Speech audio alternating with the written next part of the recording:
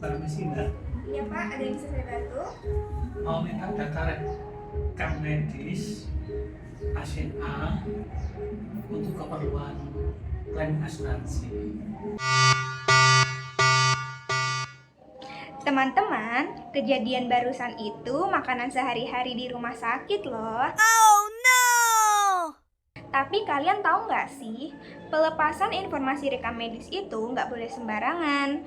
Berdasarkan penelitian dari Jurnal Permata Indonesia tahun 2022 oleh Noveza Darhayati dan tim, ada temuan menarik di Rumah Sakit DKT Dr. Sutarto, Yogyakarta. Latar belakang masalahnya gini, ketika pasien menggunakan asuransi swasta, pihak asuransi pasti butuhkan data medis pasien untuk verifikasi klaim. Nah, masalahnya di Rumah Sakit DKT Dr. Sutarto Yogyakarta saat penelitian dilakukan, ternyata belum ada standar operasional prosedur atau SOP tertulis resmi yang mengatur tentang pelepasan informasi rekam medis ke asuransi swasta tersebut. Waduh, kok bisa ya? Padahal ini menyangkut rahasia paling sensitif milik pasien loh. Gak adanya SOP tertulis, ini bukan masalah sepele, karena memicu efek domino yang berdampak langsung pada 3 elemen penting di kesehatan. Yang pertama, dampak terhadap Fasiankes atau fasilitas pelayanan kesehatan. Rumah sakit berada di posisi yang sangat rentan. Tanpa SOP tertulis, rumah sakit tidak memiliki benteng pertahanan hukum yang kuat jika suatu saat terjadi sengketa atau kebocoran data pasien ke pihak yang tidak berhak. Yang kedua, dampak terhadap SDM kesehatan. Kasihan petugas rekam medisnya, mereka bekerja tanpa kompas yang jelas. Meskipun tahu ada aturan, tidak adanya prosedur tertulis dan tersosialisasi membuat petugas rawan melakukan salah tafsir atau salah melangkah dalam melayani pihak ketiga. Yang terakhir, dampak terhadap masyarakat. Hak privasi masyarakat dipertaruhkan. Pasien mempercayakan rahasia penyakitnya kepada rumah sakit dengan harapan data itu aman dan tidak disalahgunakan. Mari kita bedah analisis masalahnya secara lebih dalam. Berdasarkan hasil wawancara dan observasi di lapangan, para petugas di Rumah Sakit DKT Dr. Sutarto sebenarnya sudah memahami etika dasar.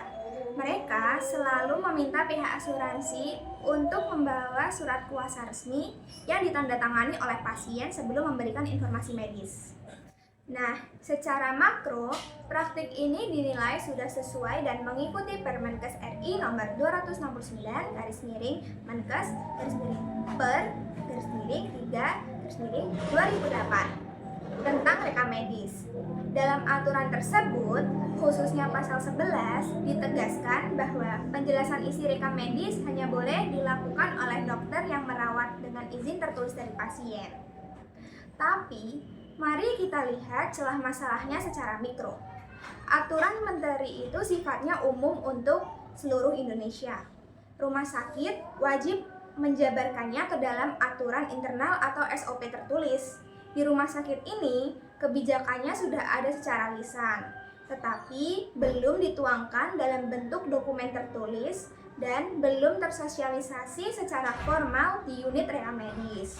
Akibatnya, pelaksanaan di lapangan hanya bersandar pada kebiasaan, bukan pada standarisasi sistem yang baku.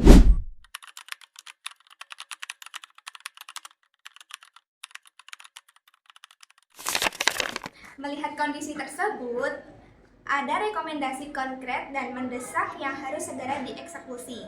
Yang pertama, penyusunan SOP tertulis.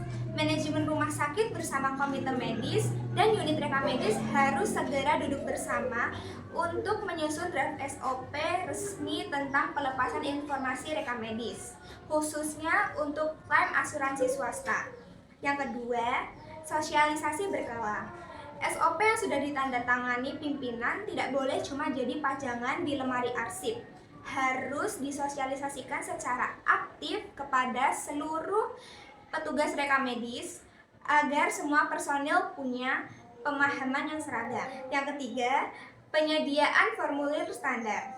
menyediakan formulir persetujuan atau release of information yang baku untuk ditandatangani pasien sejak awal mereka masuk perawatan.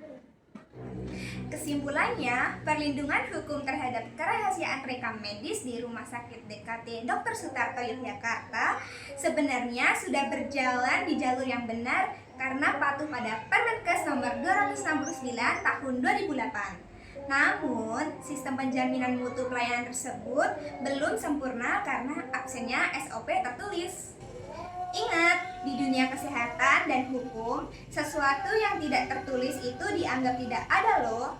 Jadi, menyusun SOP tertulis bukan sekedar formalitas administrasi, melainkan langkah nyata untuk melindungi pasien, petugas, dan rumah sakit itu sendiri.